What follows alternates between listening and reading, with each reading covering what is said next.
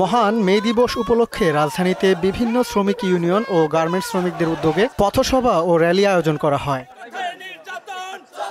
মাতৃত্বকালীন ছুটি বাড়ানো, রেশন চালু সহ নিরাপদ কর্মপরিবেশের দাবি জানান শ্রমিকরা। শ্রম আইনে শ্রমিক বিরোধী যে ধারাগুলো আছে সেই ধারাগুলোকে বন্ধ করতে হবে, বাতিল করতে হবে। 6 মাসের মাতৃত্বকালীন ছুটি আইন করা হোক। 23 সালের যে মজুরি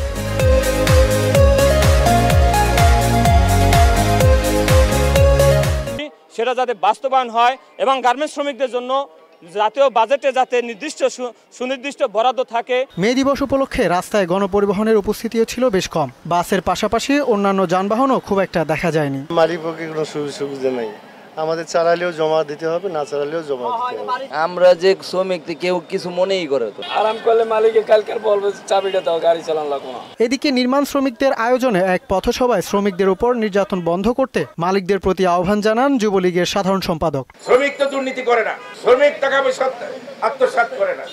যদি কেউ আপনাদের উপর জুলুম করে, অত্যাচার করে, আমি আপনাদের ভোটে নির্বাচিত সংসদ সদস্য আছি, জবাব দেওয়া হবে। অনুষ্ঠানে নির্মাণ শ্রমিকদের উদ্যোগে তৃষ্ণার্ত পথচারীদের মধ্যে খাবার পানি বিতরণ করা হয়। জাহিদ সবুজ, মোহনা সংবাদ, ঢাকা।